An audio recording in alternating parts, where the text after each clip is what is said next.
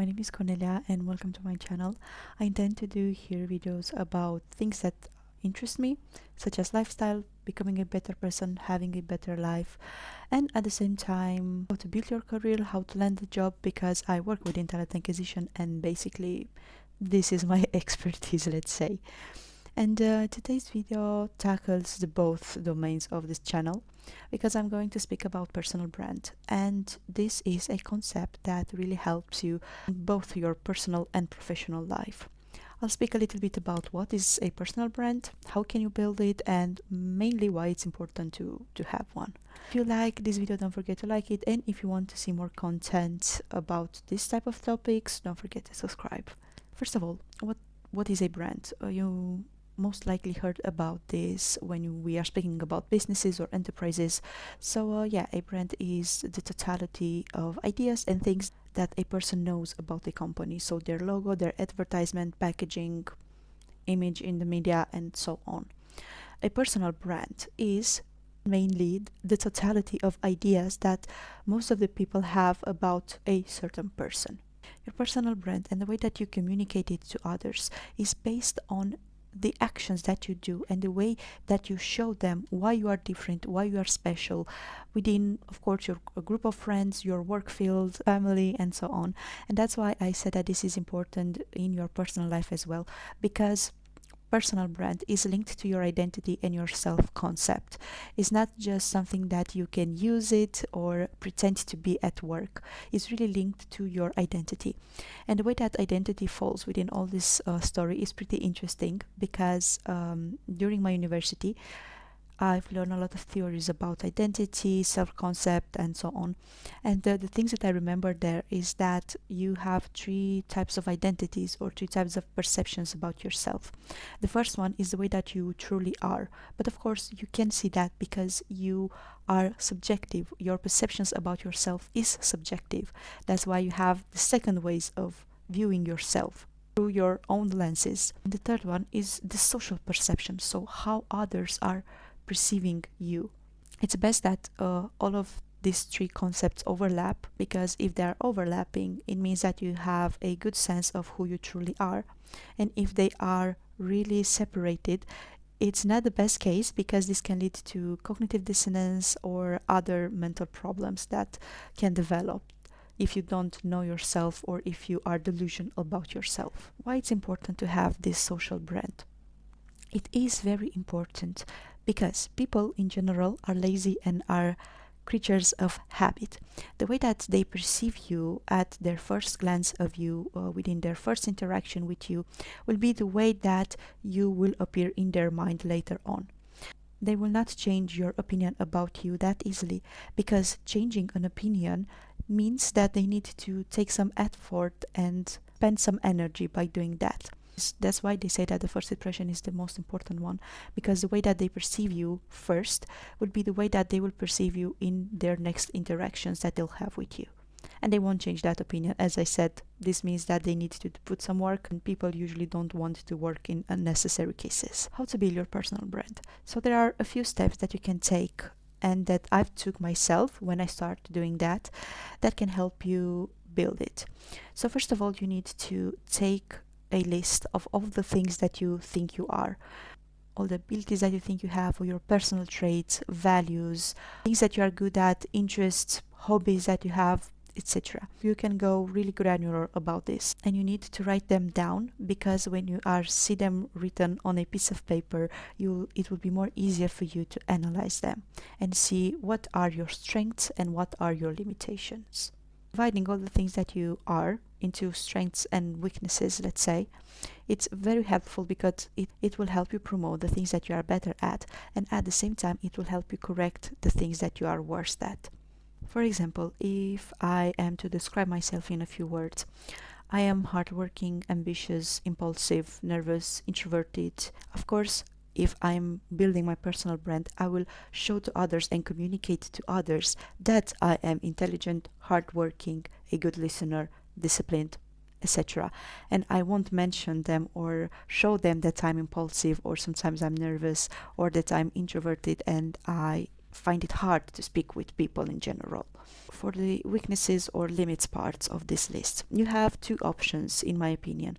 The first one is to solve them, and the second one is to rephrase them. If you want to solve it, you need to put in the work. For example, as I said before, I'm introverted. This means that I find it very hard to speak with people and to have long conversations with them. The problem is that within my work field, as I said, I work within talent acquisition. This means that I need to speak with people a lot, with candidates, with stakeholders. I need to negotiate things, negotiate salary, try to find the best option for the candidate and for my company, and so on. And all of these things involve human interaction that I'm not good at, and I really don't like it, but I have to become better at it because it's my job. And I can live without my job and without my career, right? That's why I started doing actionable steps to solve this problem that I have, and to become better at communicating things and better at interaction with other people. For example, I start doing active listening. I start asking people about their selves, about their hobbies, about what they want. People love to speak about themselves. So yeah, if you are really nervous like me and don't like to speak with people that much, you can do that. At the same time, I took some courses in negotiation. I've developed some strategies to start a conversation. So yeah, it's really useful if you want to become better at a thing, to resolve the thing that you are worst at. At the same time, if you don't like to put in the work and you want a quick solution, you can rephrase it. And this is a good example with being impulsive. I am an impulsive person, I know this about myself. But I really find it motivating, because when I want to do something, I just get to do it. And I reframe it as being excited about doing new activities. So yeah, I'm not really an impulsive person, I'm just excited to start doing a new thing and to start making that activity. After you discover all the things that you want to be known for, discover your qualities, what you want to promote, what you want to resolve and to become better at, so you can communicate to others that you became better at something, all you need to do is become consistent with it and make actionable things to show others that you are in that way. This is important because consistency is key. The way that you behave most of the times is the way that defines you. For example, if you want to be known as being that girl that always goes to the gym and never skips a workout, you need to go to the gym most of the days of the week. You need to have a schedule. You need to show up for each session or for most sessions that you plan, because if you're not doing that, you'll basically be a clown and all the other person will see that, okay, you are bragging about going to the gym every time, but you go to the gym once a week. The idea of people being lazy and labeling you in a certain way after their first impression or their first impressions of you really gives you the opportunity to fail a few times within your life. For example, if you are consistently going to the gym and you are the gym girl within your group friends, if you skip 1 week of going to the gym, no one will change your opinion about you, because you have this consistent behavior of going to the gym for a few months prior to that week when you want to skip gym. So yeah, they don't even think about you not being the gym girl. Another thing is that you need to promote your personal brand more, or with a high intensity when you first meet a person, because as I said before, first impression is really important. When you meet a person for the first time, they will basically create this idea about you. They won't even verify it at first, and they will have this idea that you are in a certain way. When I first got my job, I was, as I said, introverted and very shy. And after 2 years, of course, of personal growing, becoming more confident in my ability, I applied for a leadership position. Of course, I knew that I'm not going to take it because I only have 2 years in that company and in work field.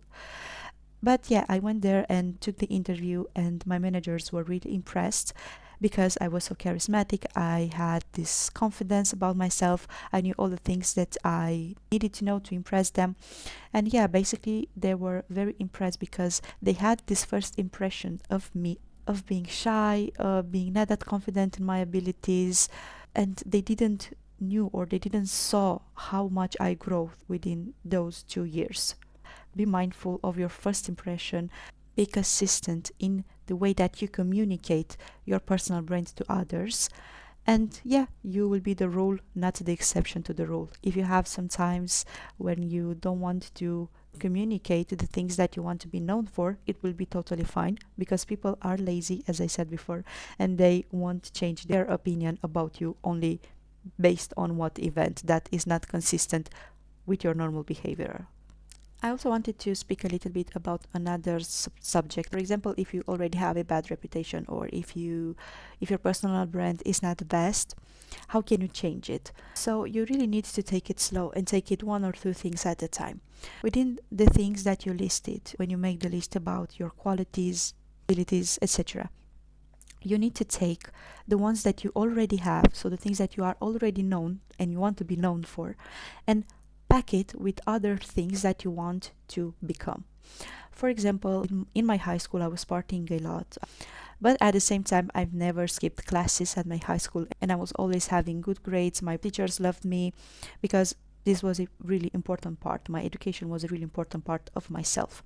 And this is something that I communicate a lot to others. This was mainly my brand, let's say, that I was partying a lot, but at the same time I was having good grades. I wanted to change this about myself, and when I decided that I want to become a healthy person, and when I started my fitness journey, I basically stack the gym person that I wanted to become on the fact that I was really interested in my education.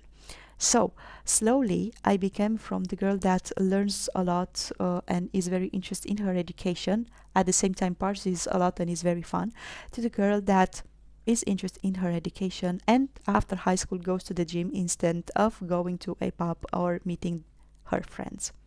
So yeah, this will be really easy to change your personal brand one step at a time. This way of gradually changing your brand is great because the others won't perceive a sudden change in yourself. They will perceive you just as your personal growth and becoming different things one at a time. And I'm saying this, and this is important because people usually are not that open to change, and you might lose friends, or they will perceive it that you don't have a personality or you're not truly to yourself. And that's why having a sudden change of personal brand can be harmful. It's best to change it one at a time and link the new things to the old things that you were already known for. So yeah guys, this is all from my side. I hope that this video will help you and make you understand the fact that your image and your reputation really matters, not really in your workplace, but in your family environment, with your friends, with your group of friends, and so on. Thank you so much for watching. Bye.